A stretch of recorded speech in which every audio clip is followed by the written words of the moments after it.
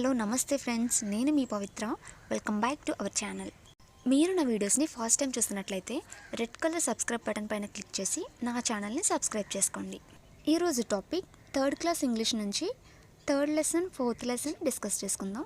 First and second lessons నేను already complete చేసేసాను. ఎవరికైనా లింక్ కావాలంటే నేను డిస్క్రిప్షన్లో ఇస్తాను, మీరు తప్పకుండా చూడండి. ఫస్ట్ థర్డ్ లెసన్ నుంచి స్టార్ట్ చేద్దాం. The lesson name is the loyal mongoose. దీని తెలుగు మీనింగ్ నమ్మకమైన ముంగిస. నెక్స్ట్ టైటిల్లో ఉన్న గ్రామర్ పాయింట్స్ చూద్దాం. లాయల్ యొక్క పార్ట్స్ ఆఫ్ స్పీచ్ యాడ్జెక్టివ్, ఎందుకంటే గుణాన్ని తెలియజేస్తుంది కాబట్టి. లాయల్ సినోనిమ్ వచ్చి ఫెయిత్ఫుల్ అండ్ యాంటోనిమ్ వచ్చి disloyal and treacherous. Next word mongoose. Mongoose అనేది noun, especially common noun. And mongoose spelling MONGOOSE. దీని plural form mongooses. Next pre reading. దీంట్లో ఉన్న పిక్చర్ని అబ్జర్వ్ చేసి కింద ఇచ్చిన క్వశ్చన్స్కి ఆన్సర్ చేయాలి. ఇది స్టూడెంట్స్ యాక్టివిటీ కాబట్టి నేను స్కిప్ చేస్తున్నా. Next reading part. ఇది చాలా ఇంపార్టెంట్. నేను లెసన్ అంతా చదివి గ్రామర్ పాయింట్స్ మాత్రం ఎక్స్ప్లెయిన్ చేస్తాను, ఎందుకంటే మనకి స్టోరీ అనేది ఇంపార్టెంట్ కాదు. Once there lived a farmer and his wife. They had a newborn baby. They also had a mongoose as a pet. One day, the farmer went into his field as usual in the morning. His wife had to go out on some work, so she left the mongoose in the house, trusting that the mongoose would take care of the baby. Trusting synonyms: trustful and unsuspicious. Antonyms: distrustful and suspicious. Trusting parts of speech adjective. Next paragraph. Meanwhile, a long snake entered the house. The snake was crawling towards the cradle. The mongoose saw the snake. It immediately attacked the snake and killed it. Meanwhile అంటే మరోవైపు. Next entered spelling ENTERED అంటే ప్రవేశించటం, ఇది regular verb. Next క్రావలింగ్ అంటే పాకడం, దీని spelling CRAWLING. Next towards the cradle. Cradle అంటే ఉయ్యల, ఇది noun. Towards అనేది preposition. Next immediately spelling IMMEDIATELY. ఈ వర్డ్లో మనం TELY అని రాయడానికి బదులు TLY అని రాసిస్తూ ఉంటాం. సో మనకి ఇలాంటి వర్డ్స్ ఎక్కువగా అడుగుతారు ఎగ్జామ్లో. దీని తెలుగు మీనింగ్ తక్షణమే, అండ్ దీని సినోనిమ్స్ వచ్చి instantly and without delay. Antonyms వచ్చి విత్ డిలే. నెక్స్ట్ దీని పార్ట్స్ ఆఫ్ స్పీచ్ వచ్చి adverb. Next para. When the farmer's wife returned, she first saw the mongoose with blood stains on its mouth and teeth at the entrance of the house. The farmer's wife lost her temper and shouted, "You killed my baby." She took a stick and drove the mongoose away. Return spelling RETURN. Blood stains అంటే రక్తపు మరకలు, and teeth అనేది plural form అయితే దీనికి singular form tooth. Next entrance spelling ENTRANCE. దీని synonyms ఎపీరియల్, entry ఇలాంటివి వస్తాయి. అండ్ యాంటోనిమ్స్ వచ్చి ఎగ్జిట్. దీని మీనింగ్ ప్రవేశం. లాస్ట్ హెర్ టెంపర్ అంటే నిగ్రహాన్ని కోల్పోవట. Next paragraph. When she entered the house, she saw the little baby sleeping in the cradle. She then saw the dead snake on the floor. She felt sorry for what she had done. Children, can you guess and tell what would have happened next? Total reading part is completed. Next we go to the grammar part. First glossary చూద్దాం. Trust means belief. Cradle అంటే a baby bed. Guard అంటే save. Return అంటే come back. Stains అంటే a colored mark. Next comprehension. Activity 2. మనకి questions అయితే important కాదు, so నేను skip చేస్తున్నా. Next vocabulary. దీంట్లో మనకి what is domestic animal, what is wild animal అనేది ఇచ్చారు. సో మనకు తెలుసు కాబట్టి నేను ఇది కూడా స్కిప్ చేస్తున్నాను, ఎందుకంటే మ్యాక్సిమం మెంబర్స్కి దీని గురించి తెలుసు. మనకి తెలిసిన వాటి గురించి కూడా డిస్కస్ చేస్తే టైం అనేది వేస్ట్ అవుతుంది, అలానే వీడియో కూడా లెందీగా అవుతుంది. సో నేను అందుకే తెలిసినవి స్కిప్ చేస్తూ తెలియని వాటి గురించి ఎక్స్ప్లెయిన్ చేస్తాను. Next activity 3. ఇక్కడ కొన్ని యానిమల్స్ నేమ్స్ ఇచ్చారు, వీటిని ప్రాపర్ స్పెల్లింగ్స్తో నేర్చుకోండి. నెక్స్ట్ డొమెస్టిక్ యానిమల్స్ని, వైల్డ్ యానిమల్స్ని మనం క్లాసిఫై చేసి ఇక్కడ రాయాలి. Next grammar part. ఇక్కడ మనకి రెడ్ కలర్లో ఇచ్చిన వర్డ్స్ని అబ్జర్వ్ చేయండి. Red, round, small, big. ఇవన్నీ కూడా సైజ్, కలర్, షేప్ని మనకి డిస్క్రైబ్ చేస్తున్నాయి. కాబట్టి మనం వీటిని డిస్క్రైబింగ్ వర్డ్స్ అంటాం. Describing words is nothing but adjectives. ఈ బాక్స్లో ఇచ్చినవన్నీ కూడా మనకి adjectives. For example big, small, cool, hot, flat, round, long, short, beautiful, ugly, strong, weak. మీరు అబ్జర్వ్ చేశారో లేదో వీటి ఫ్రేమింగ్ కూడా మనకు అపోజిట్ వర్డ్లో ఉన్నాయి. Next activity 4. ఈ ఫ్రేజెస్కి మనం ఈ పిక్చర్స్ని మ్యాచ్ చేయాలి. A big tree, next a green grass, a round apple, a small baby, a red balloon. Next activity number 5. ఇచ్చిన పిక్చర్స్ని చూస్తూ సూటబుల్ యాడ్జెక్టివ్స్ని మనం ప్లేస్ చేయాలి. First one, this is a small puppy. Second one, the leaf is green in colour. Third one, the box is square in shape. Fourth one, the elephant is big in size. The bag is pink in colour. Next writing. మనకి ఇక్కడ interrogative sentence గురించి explain చేయడం జరిగింది. Interrogative sentence యొక్క rules ఏంటి, అది ఎలా start అవుతుంది, దేంతో ఎండ్ అవుతుంది అనేది చూద్దాం. ఇంట్రోగేటివ్ సెంటెన్స్ అనేది WH వర్డ్తో స్టార్ట్ అవుతుంది. అంటే which, when, what, where, why, who ఇలా అనమాట. అది మాత్రమే కాకుండా హౌ, ఈజ్, ఆర్, డూ, కెన్తో కూడా మనం క్వశ్చన్ స్టార్ట్ చేస్తాము. కంపల్సరీగా మనకి లాస్ట్ ఉండాల్సింది ఏంటంటే క్వశ్చన్ మార్క్. అప్పుడే దాన్ని మనం ఇంట్రోగేటివ్ సెంటెన్స్గా ఐడెంటిఫై చేస్తాం.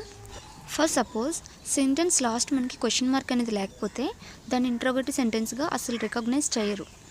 ఇచ్చిన వర్డ్స్తో ఎలా క్వశ్చనింగ్ చేయాలో ఇక్కడ కొన్ని ఎగ్జాంపుల్స్ ఇచ్చారు. And next activity number 6. ఈ సెంటెన్సెస్లో ఎక్కడ మనకి ఫుల్ స్టాప్ అనేది నెససరీయో లేదా ఎక్కడ క్వశ్చన్ మార్క్ అనేది నెససరీయో చూద్దాం.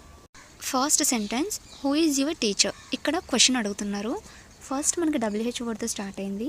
అండ్ ఇక్కడ ఇది క్వశ్చన్ కాబట్టి మనం లాస్ట్ దీనికి క్వశ్చన్ మార్క్ ఉంచాలి.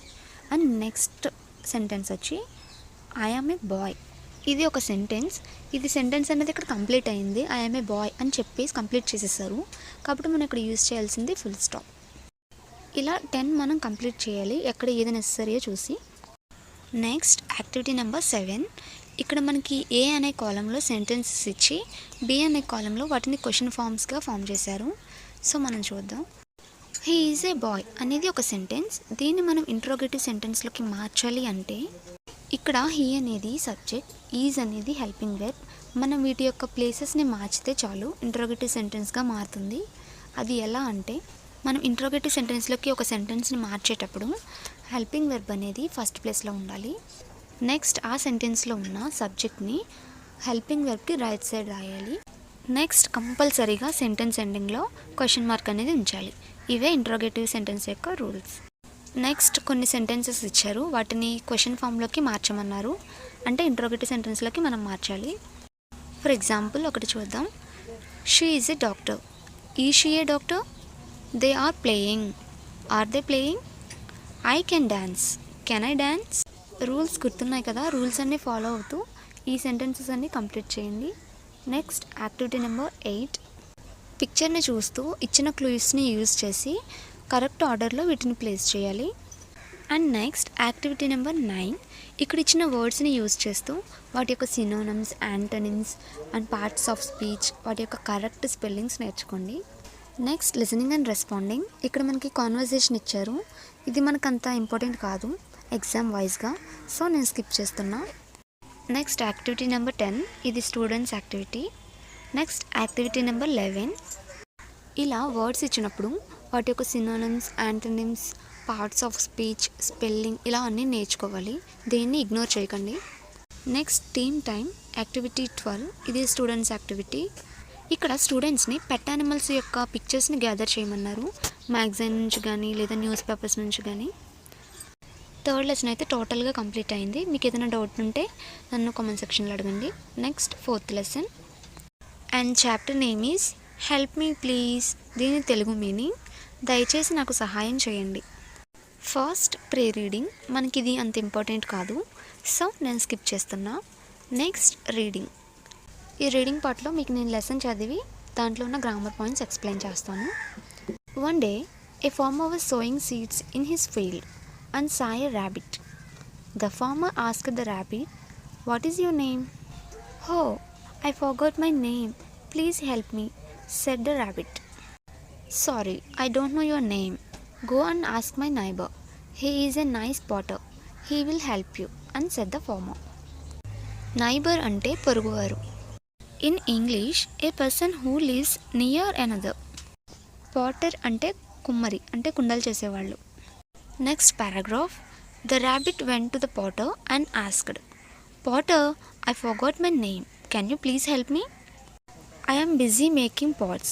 Go and ask my friend, the barber, replied the potter. Then the rabbit met the barber. Barber, help me please. I forgot my name. Do you know what my name is? She asked. Barber ante మంగలి అంటే జుట్టును కత్తిరించేవారు. Next paragraph. The barber was quick at his work. He said, I am busy trimming hair. Please meet my sister. She is a tailor. She stitches beautiful cloth. She will help you, he said. Now the rabbit went to the tailor and asked, Tailor, will you help me? Do you know my name? Beautiful అనేది adjective. And next, tailor అంటే దర్జీ, బట్టలు కుట్టేవాళ్ళు. The tailor was busy stitching cloths. She said, I am very busy. Go and ask the man sitting under the tree. He is a cobbler. He will help you. The rabbit went to the cobbler. He was mending shoes. Cobbler అంటే చెప్పులు కుట్టేవాళ్ళు. Mending అంటే సరిచేయటం. అంటే restore by replacing. Next paragraph. Cobbler, please help me. Can you tell me what my name is? Rabbit asked. I am tired. I don't know. Go away, he shouted. The rabbit then saw a fisherman. He was catching fish in a pond nearby. The rabbit asked the fisherman for help, but he too said, I don't know. The rabbit was sad and didn't know what to do. There was a school nearby. The teacher was teaching the letters of alphabet to the children.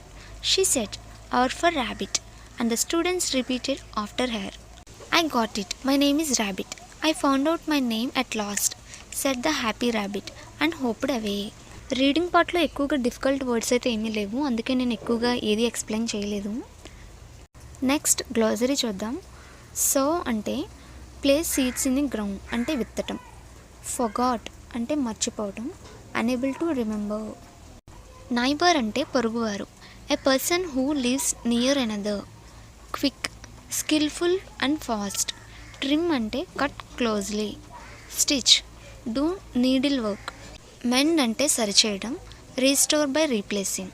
Alphabet letters use to write. Next comprehension activity 2. ఇది మనకి lesson base చేసుకొని అడిగే questions, so మనకి ఇది important కాదు. Next vocabulary. ఇక్కడ మనకి red కలర్లో ఇచ్చిన వర్డ్స్ని చూడండి. First, second, third etcetera. వీటిని మనం థింగ్స్ ఆర్ పర్సన్స్ యొక్క ఆర్డర్ని చెప్పడానికి యూస్ చేస్తాం. వీటిని మనం ఆర్డినల్ నెంబర్స్ అని కూడా అంటాం. Next activity number 3. ఇచ్చిన పిక్చర్స్ని యూస్ చేసి కింద బ్లాంక్స్ని ఫిల్ చేయాలి. Next grammar. ఇది చాలా ఇంపార్టెంట్. ఇన్, ఆన్, అండర్ అనేవి ప్రిపోజిషన్స్. ఎందుకంటే ఇవి సబ్జెక్ట్ ఉండే పొజిషన్ని తెలియజేస్తాయి, సో మనం వీటిని ప్రిపోజిషన్స్ అంటాము. For example, there is a ball in a box. In అనేది బాల్ ఉండే ప్లేస్ని తెలియజేస్తుంది, సో ఇది మనకి preposition. Next activity number 4. In, on, under అనే వర్డ్స్ని యూస్ చేసి కరెక్ట్ బ్లాంక్స్లో మనం ఫిల్ చేయాలి వీటిని. First one, there is a puppy dash A table. Puppy అనేది టేబుల్ పైన ఉంది కాబట్టి on a table. Second one, now the puppy is sitting dash the table. Puppy అనేది టేబుల్ కింద కూర్చుంది కాబట్టి sitting under the table. Third one, next the puppy is sitting dash A car. Puppy అనేది కార్లో కూర్చుంది కాబట్టి ఇన్ అనే preposition మనం యూజ్ చేయాలి. Next fourth one, then the puppy sat dash a bike. Puppy అనేది బైక్ పైన కూర్చుంది కాబట్టి మనం ఆన్ అనే ప్రిపోజిషన్ని యూజ్ చేయాలి. Next fifth one, later the puppy slept dash a cot.